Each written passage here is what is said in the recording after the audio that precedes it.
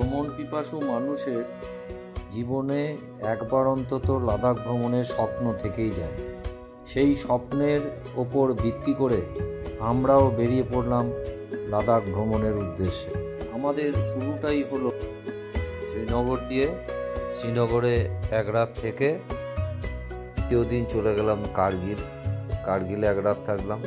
ওখান থেকে চলে গেলাম লেতে 2 রাত্রি থাকলাম। লে থেকে আমরা চলে যাব হুন্ডার 1 রাত্রি। তারপরে আবার তুর্তুক থাং ঘুরে এসে আবার হুন্ডারে 1 রাত্রি থাকা। ওখান থেকে প্যাংগং 1 রাত্রি, প্যাংগং থেকে হানলে 1 রাত্রি, হানলে থেকে লে ফিরে এসে তারপরের দিন আমাদের ফিরে আসা।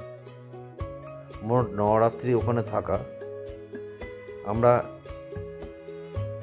কলকাতা বিমানবন্দরে এসে উপস্থিত। আমরা সরাসরি শ্রীনগরের ফ্লাইট ধরবো, ইন্ডিগোর ফ্লাইট। ইন্ডিগোর কাউন্টারে লাগেজ জমা দিয়ে এসে বাসে উঠলাম। বোর্ডিং শুরু হয়ে গেছে। প্রসঙ্গত বলে রাখি, আমাদের ট্রাভেল এজেন্ট মানে হোটেল, গাড়ি সমস্ত কিছুর বন্দোবস্ত করেছে অল্টিটিউড অ্যাডভেঞ্চার হলিডেজের ইন্দ্রনীল চৌধুরী। আমরা মোবাইল নাম্বার দিয়ে দিলাম। ফ্লাইটে বোর্ডিং শুরু হয়ে গেছে। এবার আমরা উঠব। ওখানে আমাদের গাড়ির ব্যবস্থা করা আছে। 2টো ছোট গাড়ি আমাদেরকে হোটেলে পৌঁছে দিল, হোটেল সাহারা গ্র্যান্ড হিল। ওখান থেকে ডাল লেক খুবই কাছে। ডাল লেকে আমরা বিকেলটা একবার বেরুলাম। পর্যটক নেই বললেই হয়। পহেলগাঁওয়ের ঘটনার পরিপ্রেক্ষিতে কাশ্মীরে পর্যটক শূন্যই বলা যায়। শুধু যারা লাদাখ যাবে তারাই এসেছে কোনো রকমে 1 রাত কাটিয়ে পরের দিন চলে যাওয়া লাদাখের উদ্দেশ্যে। আমরাও রাত্রে খাওয়া দাওয়া করে শুয়ে পড়লাম। পরের দিন সকালবেলা ব্রেকফাস্ট করে আমাদের গাড়ি এসে গেছে। আমরা টেম্পো ট্রাভেলার গাড়ি নিয়েছিলাম, যদিও আমরা 7 জন আছি। টেম্পো ট্রাভেলারে কষ্ট কম হবে সেই ভেবেই বড় গাড়ির ব্যবস্থা। টেম্পো ট্রাভেলারে আমরা ঠিকই করে নিয়েছিলাম কোথাও যাব না, একদম জজিলা পাস পেরিয়ে তবে দাঁড়াবো। দেখতে দেখতে সোনমার্গ টানেল চলে এলো। আমরা প্রথমবার যখন যাই তখন এই টানেল তৈরি হচ্ছিল। বেশ রোমাঞ্চ অনুভব করলাম টানেলের মধ্যে দিয়ে যেতে যেতে। অনেকটাই রাস্তা।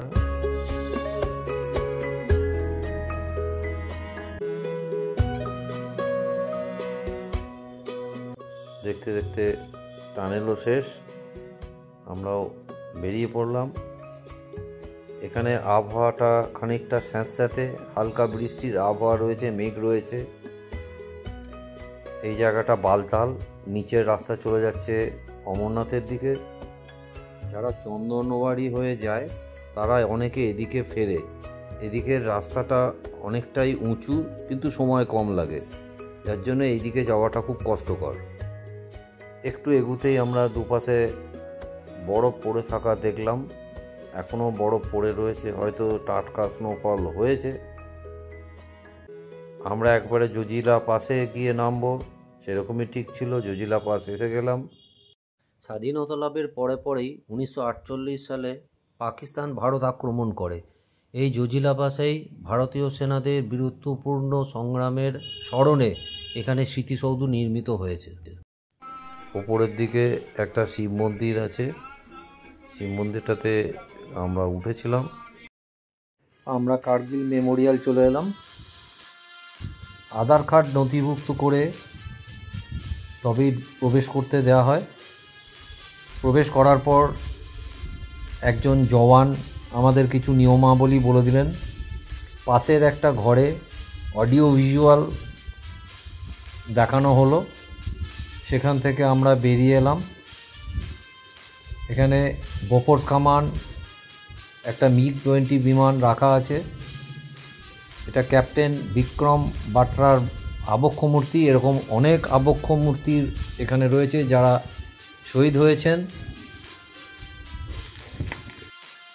পাকিস্তানের সাথে এই যুদ্ধে 527 জন সৈন্য শহীদ হয়েছেন। এখানে যতগুলো শিলা দেখতে পাওয়া যাচ্ছে, এটা সরাসরি যুদ্ধ যারা করেননি অথচ যুদ্ধে যারা অংশগ্রহণ করেছেন তেমন মানুষদের স্মৃতির উদ্দেশ্যে এই শিলাগুলো রাখা আছে।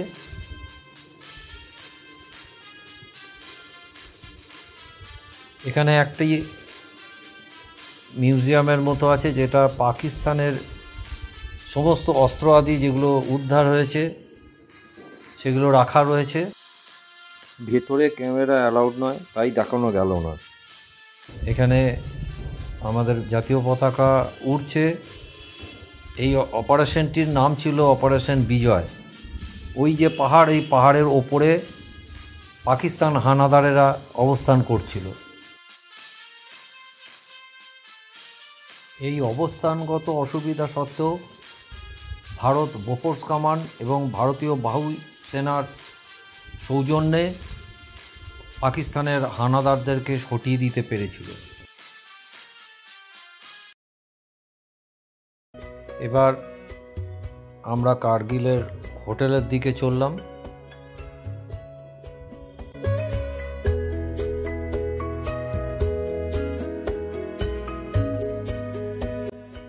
কার্গিল হাইটস, এটি আমাদের কার্গিলের হোটেল।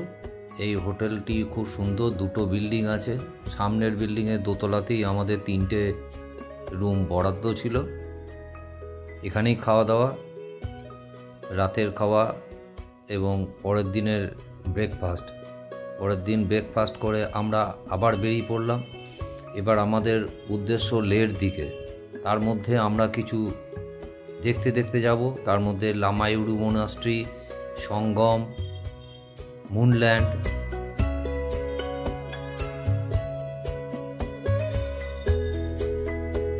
আমরা প্রথমেই এলাম রাস্তার ধারে মুলবেক মোনাস্ট্রি।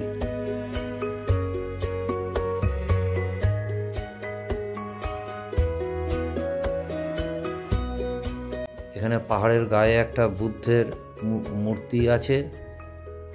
একটু ছোট মনাস্ট্রি, কিন্তু অনেক পুরনো, প্রাচীন মনাস্ট্রি।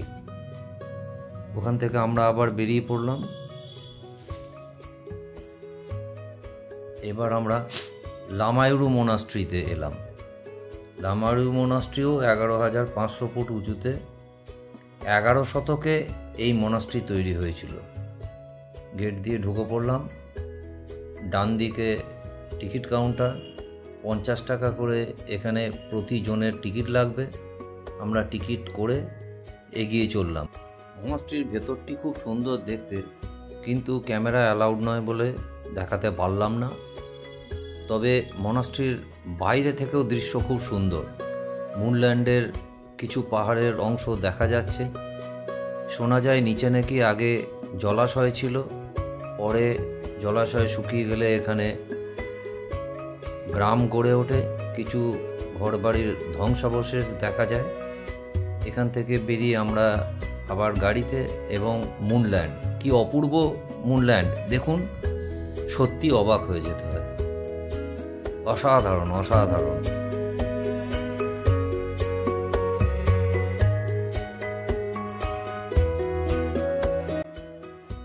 একেবারে চাঁদের মাটির সাথে মিল আছে বলেই মানুষ ধারণা করে।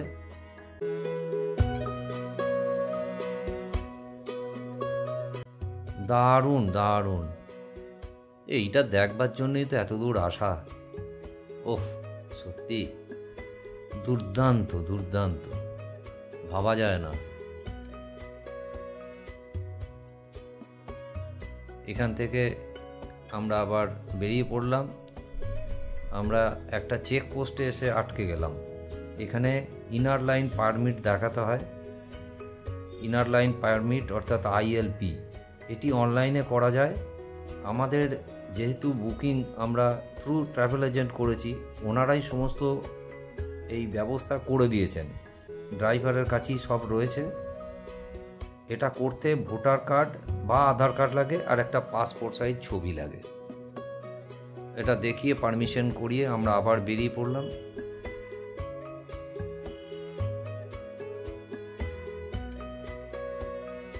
রাস্তা খুব সুন্দর, রাস্তা খুব সুন্দর রাস্তা, দুপাশে পাহাড়, মন ভোলানো একদম। আমরা চলে এলাম সঙ্গম ভিউ পয়েন্ট। 10,500 ফুটের বেশি উচ্চতায় এই সঙ্গম দুটো নদীর, জান্সকার নদী ও সিন্ধু নদের সঙ্গমস্থল। অসাধারণ দৃশ্য।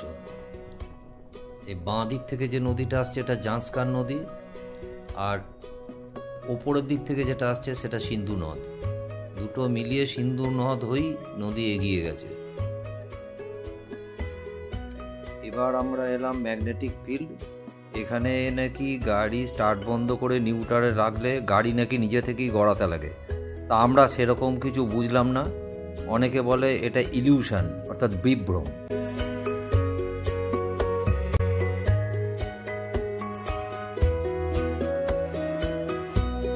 এটি পাথর সাহেব গুরুদ্বারা। এটা দেখে আমরা লেহ শহরের দিকে এগিয়ে গেলাম। আমরা আমাদের হোটেলে এসে গেলাম। আমাদের হোটেলের নাম হোটেল সিটি প্যালেস। 3 তলা এই বিল্ডিং, খুব সুন্দর দেখতে, খুব সুন্দর ব্যবস্থাপনা। লিফটে ওঠা যায়, সিঁড়িও আছে। আমরা লিফটেই উঠব। হোটেল থেকেও বলে দেওয়া হলো লিফটে উঠতে, কারণ এখানে অক্সিজেনের লেভেল খুব কম। ইতিমধ্যে আমাদের দুজনের অল্প একটু অসুবিধা হচ্ছে। আমরা আগামীকাল বেরোবার সময় আমরা অক্সিজেন সিলিন্ডার নিয়ে নেব। এই হলো লিফট। লিফট থেকে বেরিয়েই সামনের দিকে আছে সিঁড়ি, ডান দিকে আমাদের বারান্দা। এই বারান্দা দিয়ে গিয়ে বাঁ দিকে ঘুরলেই আবার একটা ড্রয়িং রুমের মতো। এখানে 4টে রুম আছে।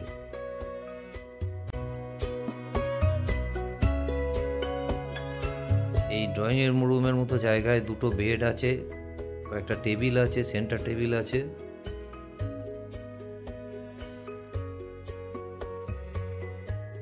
আমাদের 205, 207 আর 208 এই 3টে রুম বরাদ্দ। আমরা রয়েছি 208টায়। খুব সুন্দর রুম।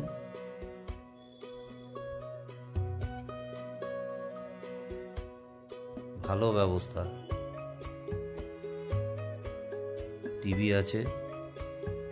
পর্দা খুললেই দুপাশে সুন্দর দৃশ্য। দূরে পাহাড় দেখা যাচ্ছে। দেখুন কি দৃশ্য দেখতে, সাদা পিক দেখা যাচ্ছে, দুর্দান্ত। পরের দিন ব্রেকফাস্ট করে স্থানীয় যে ট্যুর, অর্থাৎ লোকাল সাইট সিন, সেইটা করতে বেরিয়ে গেলাম।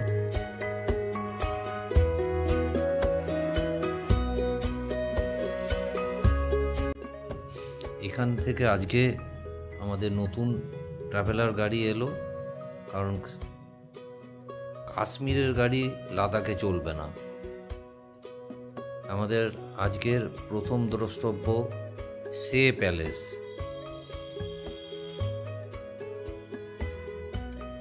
এই যে সে প্যালেস লেখা রয়েছে।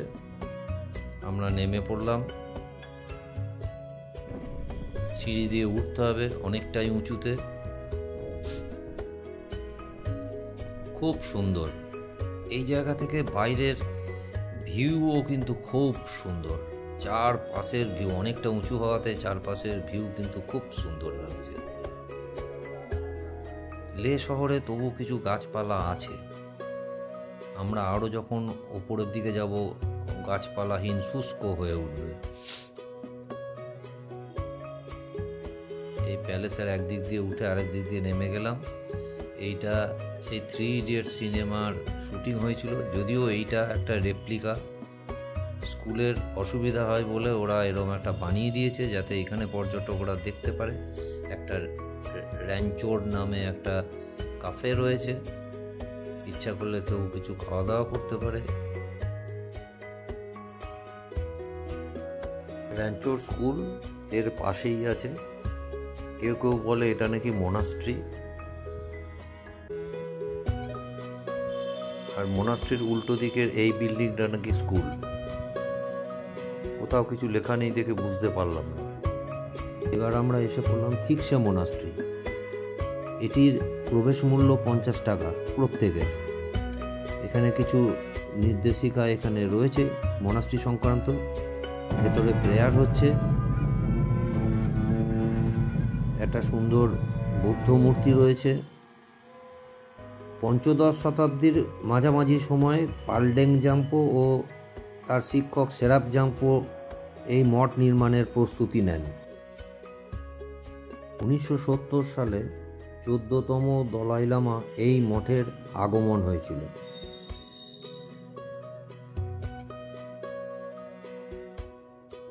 থিক্সে মনাস্ট্রি থেকে বেরিয়ে আমরা এবার সোজা যাব কারু থেকে বাঁ দিকের রাস্তায় 11 কিলোমিটার গেলে চেমরি মনাস্ট্রি, আর কারু থেকে ডান দিকে 6 কিলোমিটার গেলে বিখ্যাত হেমিস মনাস্ট্রি। আমরা প্রথমে চেমরি মনাস্ট্রি যাব। এটি দূর থেকে খানিকটা স্পিতি ভ্যালির কি মনাস্ট্রির মতো দেখতে। আমরা এসে গেলাম।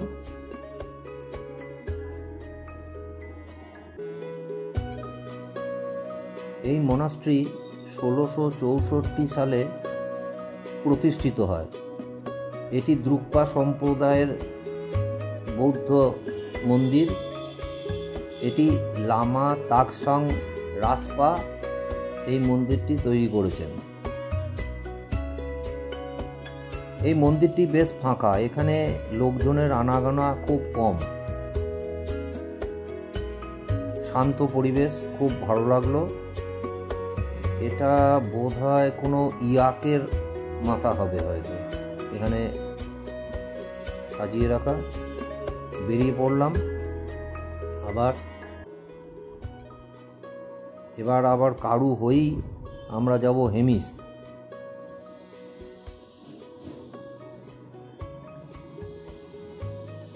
ওই যে সামনে বড় বিল্ডিংটা দেখা যাচ্ছে ওটাই হেমিস। আমরা গাড়ি থেকে নেমে ওখানে যাব। এটিতেও প্রত্যেকজনের 50 টাকা করে এন্ট্রি। ডান দিকের এই গুমটি মতো ঘরটাতে টিকিট কাউন্টার, ওখান থেকে টিকিট কেটে আমরা এগিয়ে গেলাম। এখানে কিছু লেখা আছে কিন্তু পড়া যাওয়ার মতো পরিস্থিতি নেই। সিঁড়ি দিয়ে আমরা উঠতে লাগলাম। উপরে বাঁ দিকে একটা পাহাড়ের উপরে বুদ্ধ মূর্তি, কোনো কিছুর ওপরে, কোনো একটা ঘরের উপরে। যাই হোক, সিঁড়ি দিয়ে উঠে আমরা ডান দিকে মূল মনাস্ট্রিতে ঢুকলাম। সামনেই উপাসনা স্থল, বাঁ দিকে হেমিস মিউজিয়াম।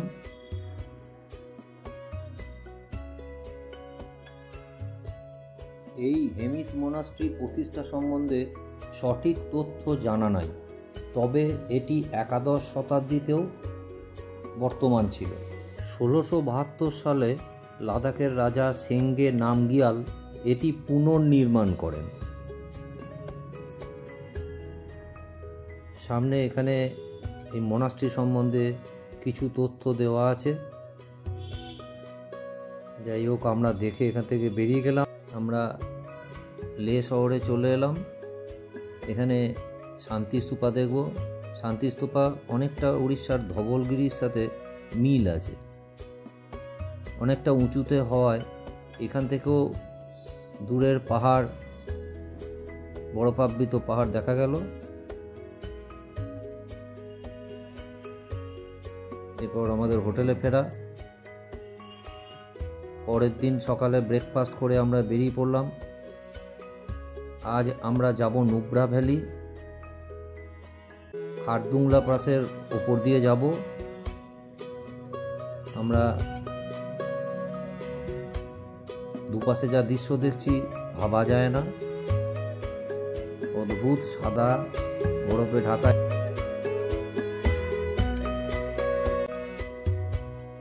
অক্সিজেনের ঘাটতি অবশ্যই আছে এখানে।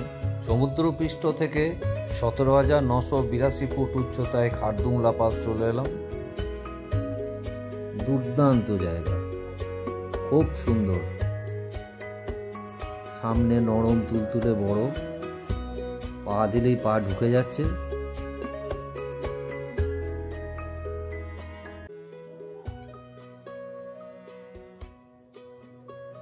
এত সাদা বরফ ভাবা যায় না। নীল আকাশ আর সাদা বরফ পাহাড়, দুর্দান্ত। যাই হোক, ওখান থেকে আমরা আবার বেরিয়ে পড়লাম। এবার আমরা খানিকটা নিচের দিকে নামবো। নুব্রা ভ্যালি অনেকটা নিচেতে।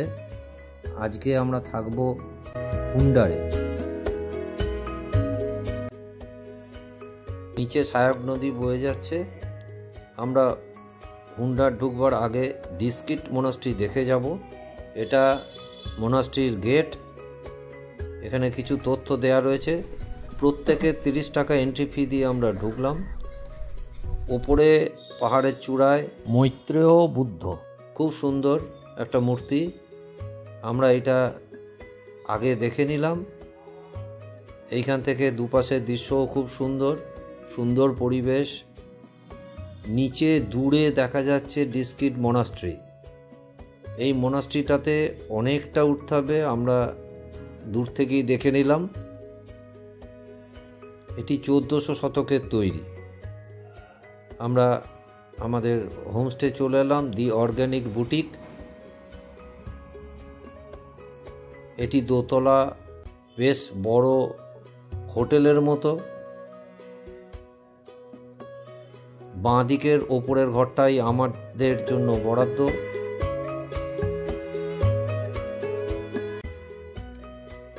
সামনে কিছু চাষবাস হয়, সবজি ফলানো হয়, জায়গা রয়েছে। তাই আমাদের বারান্দা থেকে দৃশ্য, পাশেই একটা আপেল গাছ।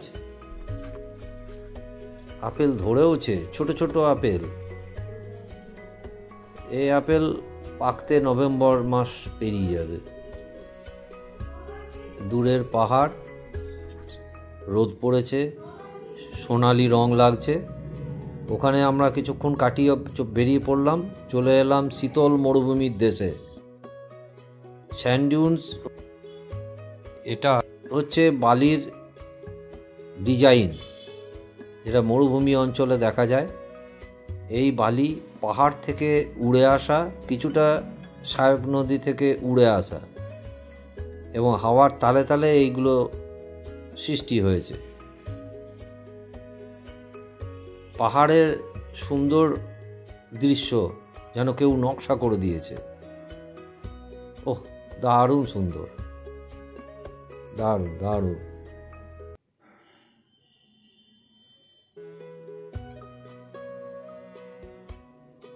দুই কুঁজ বিশিষ্ট উটও এখানে আছে। অনেকেই উটে পিঠে চড়ে এই বালির দিকে যাচ্ছেন। স্থানীয় মানুষদের কিছু গান, সেখানেও কিছুটা সময় কাটিয়ে ফেললাম।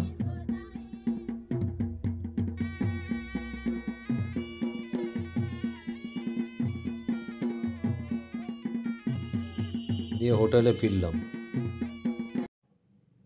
আজ আমরা যাব তুর্তুক ও থাং ভিলেজ দেখতে। দুটোই বিতর্কিত জায়গা। তুর্তুক, থাং দুটোই পাকিস্তানের দখলকৃত ছিল। 1971-এর যুদ্ধে ভারত পুনরুদ্ধার করেন। আমরা থাং এসে গেছি।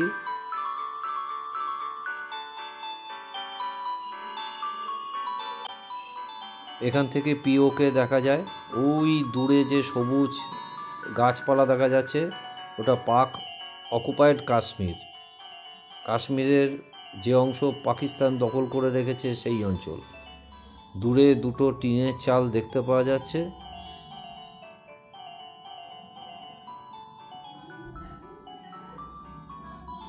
পাহাড়ের ওপরেও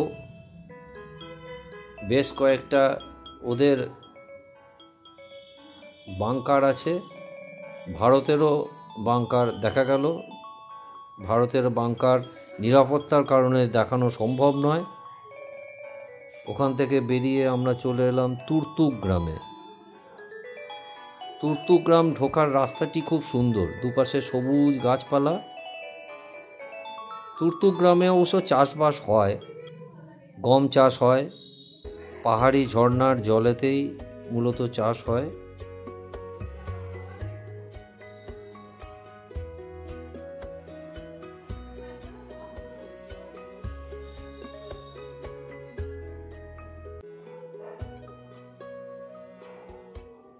একটা ব্রিজের দুপাশেতেই কিছু না কিছু দেখার জিনিস আছে।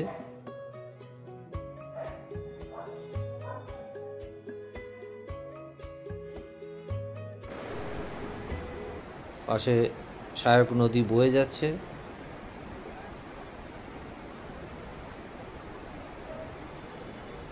আমরা ব্রিজে উঠে পড়লাম।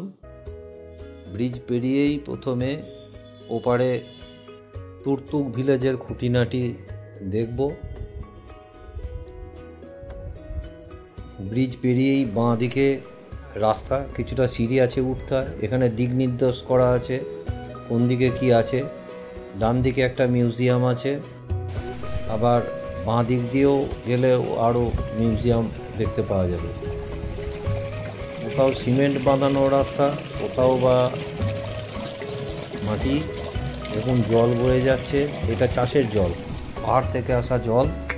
এটা পুরোটাই চাষের কাজে লাগে এদের। খুব সরু গলির মতো রাস্তা, দুপাশে ঘরবাড়ি।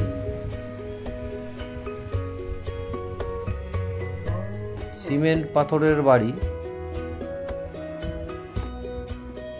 ঠিক গোছালো নয়, আগোছালো টাইপের রয়েছে। ডান দিক দিয়ে সেই জল বয়ে যাচ্ছে। এখানে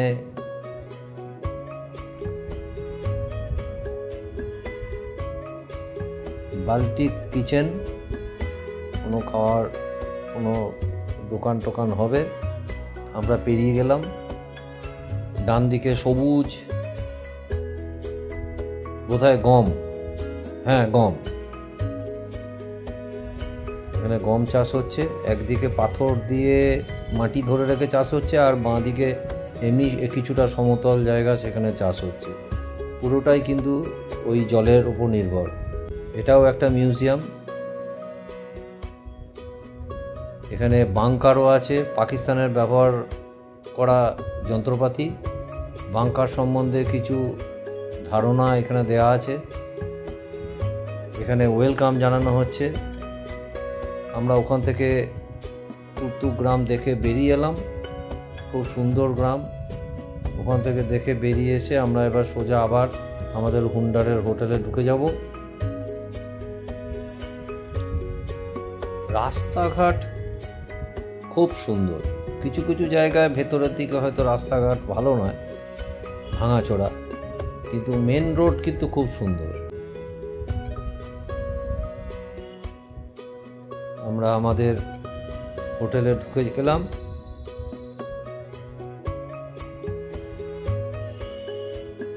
পরের দিন ব্রেকফাস্ট করে হোটেল ছেড়ে দিয়ে আমরা এবার যাব বিখ্যাত প্যাংগং লেকের দিকে। এখানে রাস্তা আছে, কিন্তু বেশিরভাগ ক্ষেত্রেই পাথর পড়ে রাস্তা বন্ধ। কোথাও বা ডিনামাইট ফাটিয়ে রাস্তা চওড়া করা হচ্ছে, তার জন্য রাস্তার উপর পাথর পড়ে আছে। বলতে গেলে বেশিরভাগ রাস্তাটাই নদীবক্ষে যেতে হয়েছে, কোনো নির্দিষ্ট রাস্তা নেই। তবে গাড়ি গিয়ে গিয়ে একটা গাড়ি চলার দাগ দেখতে পাওয়া যাচ্ছে, তার উপর দিয়ে আমরা চললাম। সহায়ক নদীটা এই ব্রিজটার উপর দিয়ে গিয়ে পেরিয়ে গেলাম। এবার ওপার দিয়ে আমরা যাব।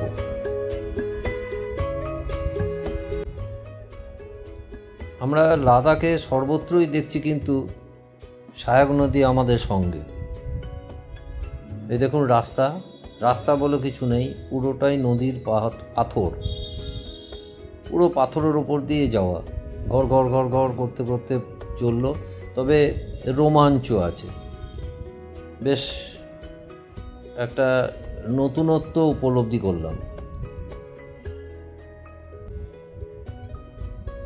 এই আমরা 7 জন, ফুল টিম, সকলেই হাত নাড়ছে।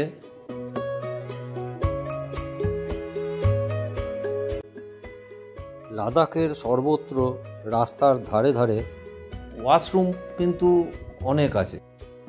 সহায়ক নদী দূরে বয়ে যাচ্ছে।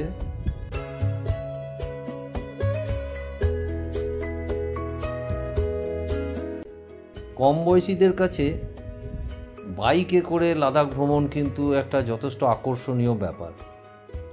বিরাট একটা দল আসছে বাইকে করে, আমাদের জন্য তারা একপাশে দাঁড়িয়েও গেল। দেখুন প্রত্যেকে হাত নাড়ছে, আমরাও হাত নাড়লাম। কেউ স্যালুট জানাচ্ছে, কেউ থামস আপ জানাচ্ছে। ভালো লাগলো। এক ড্রেস, আর সব হিমালয়ান বাইক, এগুলো ভাড়া পাওয়া যায়। কম বয়সী যারা তারাই এই বাইক ভাড়া করে দল বেঁধে লাদাখের রোমাঞ্চ উপভোগ করে।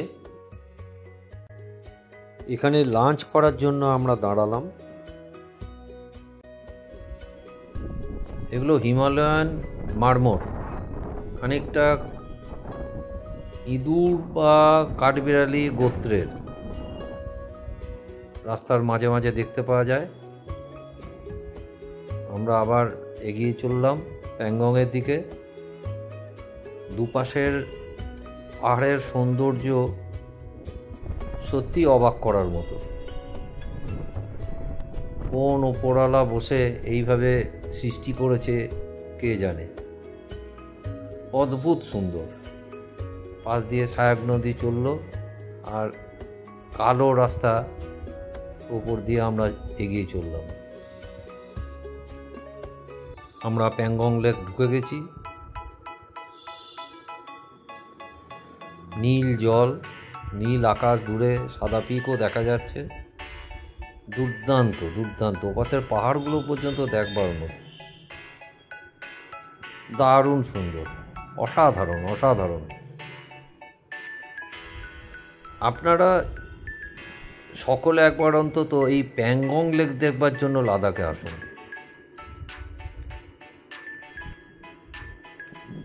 অদ্ভুত সুন্দর। স্মৃতির সরণিতে চিরকাল থেকে যাবে, এত সুন্দর। আমাদের হোটেল কিন্তু প্যাংগং লেকের ধারেই, এবং খুব ভালো হোটেল।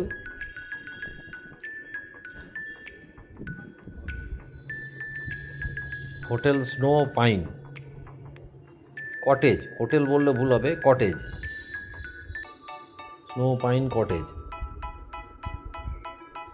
পুরোপুরি কাঠের তৈরি, 12-14টা রুম আছে, কাঁচ দিয়ে ঘেরা, কাঠ এবং কাঁচ দিয়ে। মাঝখানে রেস্টুরেন্ট, সব সময়তেই খাবার, গরম জল পাওয়া যায়। তবে ইলেকট্রিসিটি নাই। জেনারেটরের সাহায্যে রাত্রি 10:30 পর্যন্ত এরা আলো দেয়, তার মধ্যেই পাওয়ার ব্যাঙ্ক, মোবাইল চার্জ দিয়ে নিতে হবে। আর সকালবেলায় সোলার সিস্টেমের গরম জল বাথরুমে আসে, তাতেই যেটুকু স্নান সারবার সেরে নিতে হবে। এটার উচ্চতাও যথেষ্ট, অক্সিজেনেরও ঘাটতি আছে। প্রত্যেকেই যখন আসবেন তখন কিন্তু অক্সিজেন সিলিন্ডার একটা সঙ্গে নিয়ে আসবেন। এটা সেলফি পয়েন্ট আছে। এই যে সামনে প্যাংগং লেকের ওপারে পাহাড়, এই পাহাড়ের ওপারটাই কিন্তু চীন।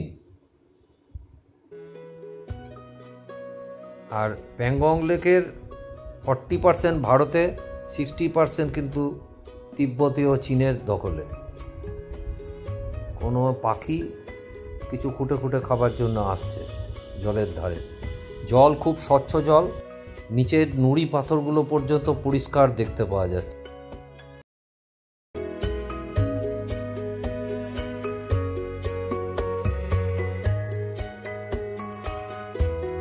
প্রচণ্ড হাওয়া, স্রোতের মতো জল বইছে, যেন মনে হচ্ছে নদী, আসলে এটি নদী নয়।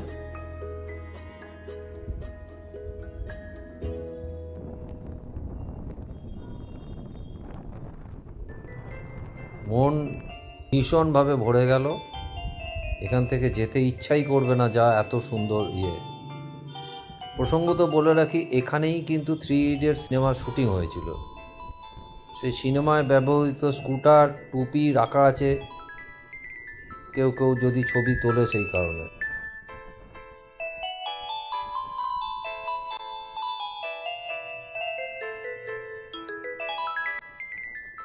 প্যাংগংকে বিদায় জানিয়ে বেরিয়ে পড়লাম। তবে যতটাই যাই না কেন প্যাংগং কিন্তু আমাদের সঙ্গ ছাড়ছে না, অর্থাৎ প্যাংগংয়ের ধার দিয়েই আমাদের যাওয়ার রাস্তা। মাঝে মাঝে নামছি, ছবি তুলছি, দু চোখ ভরে দেখছি, দেখার যেন শেষ হয় না। অসাধারণ, কি নীল জল, যেমন আকাশ নীল তেমনি জলও নীল, অসাধারণ। আমরা একটা সময় ডান দিকে বেঁকে গেলাম, কিছুটা যাওয়ার পর রেজাংলা মেমোরিয়াল এলো। এটা চীনের সাথে 62 সালের যুদ্ধের কিছু কাহিনী এর সঙ্গে জড়িত।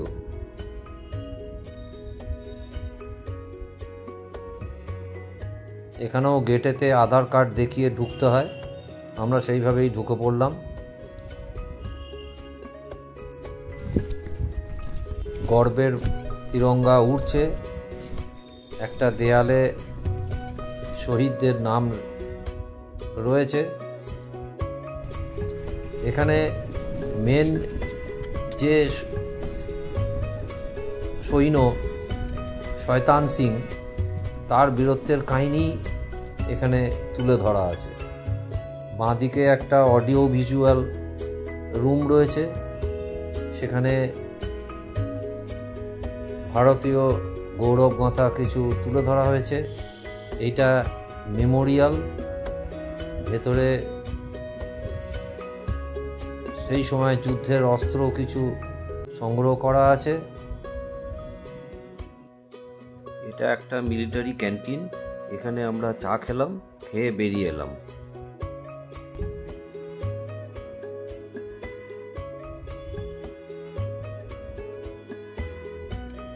রাস্তায় একটা জায়গায় লাঞ্চ করে নিলাম। এবার আমরা আজকে যাচ্ছি হানলে। হানলেতে আমরা থাকবো দি হর কটেজে। লোকবসতি থেকে অনেকটাই দূরে, বেশ ফাঁকা জায়গায় এই কটেজটি। অনেকটা পাথুরে রাস্তা দিয়ে এসে এই কটেজ। জেনারেটরের সাহায্যে রাত্রি 11টা পর্যন্ত আলো জ্বলে, সকালে গরম জল পাওয়া যায় সোলার সিস্টেমের মধ্যে দিয়ে। যাই হোক, সকালে ব্রেকফাস্ট করে আমরা বেরিয়ে পড়লাম। এখানে একটা পাহাড়ের ওপরে আছে ইন্ডিয়ান অ্যাস্ট্রোনমিক্যাল অবজারভেটরি। সমুদ্রপৃষ্ঠ থেকে 15,000 ফুট উঁচুতে অপটিক্যাল, ইনফ্রারেড অ্যান্ড গামা রে টেলিস্কোপ আছে এটার মধ্যে। এটাকে কন্ট্রোল করে ব্যাঙ্গালোরের ইন্ডিয়ান ইনস্টিটিউট অফ অ্যাস্ট্রোফিজিক্স। এটাকে চলন্ত অবস্থায় দেখতে গেলে এখান থেকে পারমিশন জোগাড় করে আনতে হবে। যাই হোক, আমাদের পারমিশন নেই, আমরা নিজেরাই এর ভেতরে ঢুকলাম পাশের দরজা দিয়ে। পুরোটাই লোহার সিঁড়ি দিয়ে 3 তলার ওপরে এটাতে উঠতে হয়। এইখান দিয়ে আমরা উঠলাম। এইখানে একটা বড় কম্পিউটার আছে, যেখানে কিছু সিস্টেম বলে দিচ্ছে কিভাবে কি আছে না আছে। এরপর আবার সিঁড়ি দিয়ে আর একটা ফ্লোর ওপরে ওঠা যায়, কিছুটা অন্তত যাওয়া যায়, এটা পুরোটা যাওয়া যায় না। আমরা মেকানিক্যাল যন্ত্রপাতি দেখে কিছুই বুঝলাম না, শুধু এটুকুই বুঝলাম যে মাথার ঢাকনা সরে গিয়ে টেলিস্কোপ বাইরে বেরিয়ে আসে।